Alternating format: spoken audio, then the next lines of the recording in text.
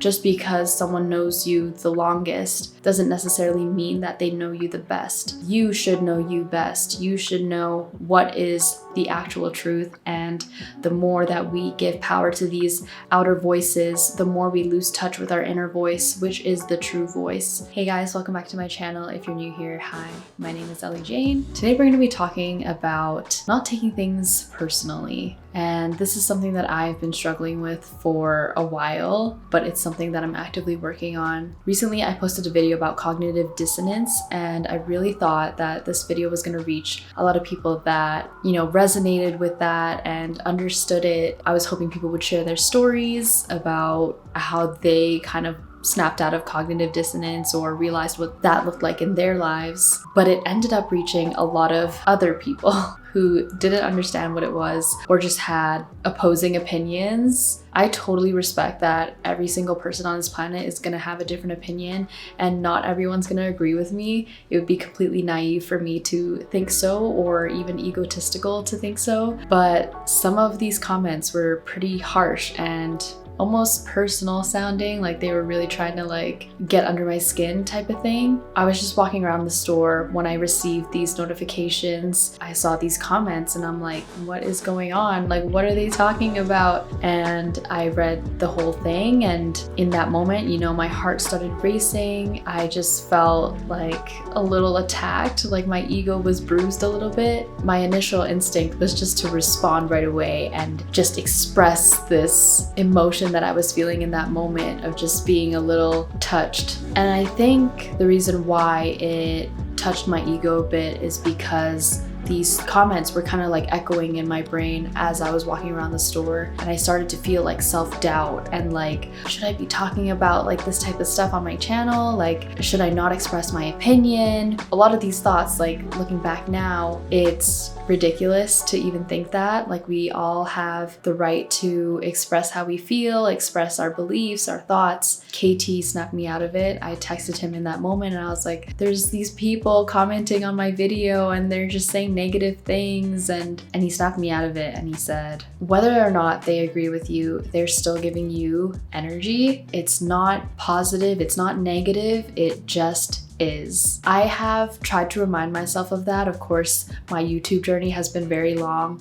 I've been here for over 3.5 years. I don't often receive negative comments. I think it is because I'm a lot smaller on this platform, but the times that I have received negative comments, it has brought me down, or, it has affected my mood, my day. It can alter the way that you see yourself, and that is something that you need to remind yourself. If someone does say something about you, it's not actually about you, it's about how they see themselves or how your opinion affected their ego. If you don't know what cognitive dissonance is, it basically is when your beliefs aren't aligning with your actions. And so I wanted to express that cognitive dissonance is kind of what made me go vegan. There were just people that didn't understand that, and I had to remind myself that there are people with completely different point of views, completely different levels of receptiveness to other opinions and beliefs. And there are people that are so firm on their beliefs that if anyone says anything opposed to it, it can touch their ego and they become defensive and just say nasty things or things that aren't necessarily true or probably just aren't true. When you recognize that that is the type of energy that they're giving off, you really cannot take it personally. And this goes both ways, whether it's positive or negative. If someone's complimenting me, I try not to take it too personal. And when we say don't take it personal, we kind of associate it with negative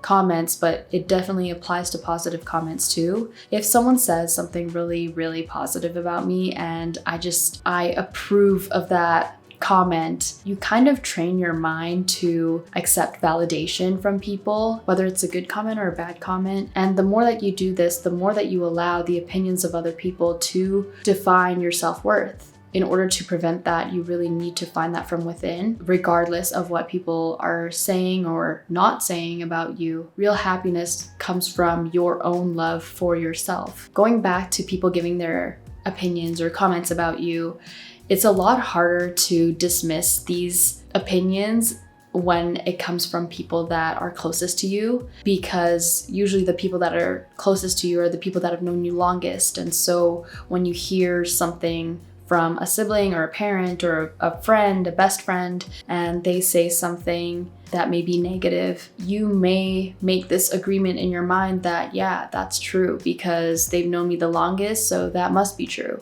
But just because someone knows you the longest doesn't necessarily mean that they know you the best. You should know you best. You should know what is the actual truth. And the more that we give power to these outer voices, the more we lose touch with our inner voice, which is the true voice. I actually recently started reading The Four Agreements by Miguel. I actually got this book a long time ago, and when I first read it, I was not able to understand the Toltec bit of it, which was the very beginning. And so I kind of put the book away, but I recently came back to it and I've been reading a chapter a day. And coincidentally this morning I read Don't Take Things Personally, which is the third agreement, I think. It really just dives deep into where these agreements come from. Agreements being people's opinions or your own opinion of yourself.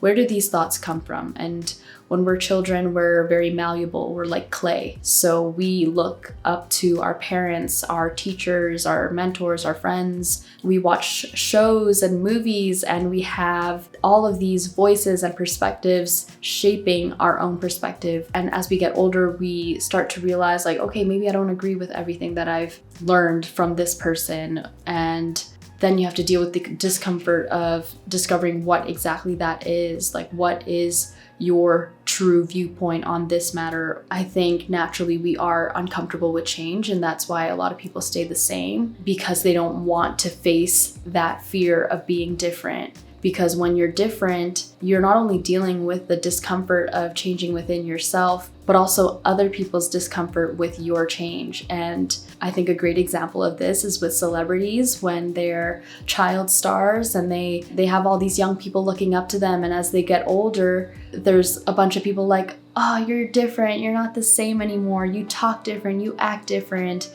And they're uncomfortable with that because they're witnessing someone grow and maybe they're not at that place yet, or they hold on to this image of somebody else. People hold on to images of you, hold on to images of themselves.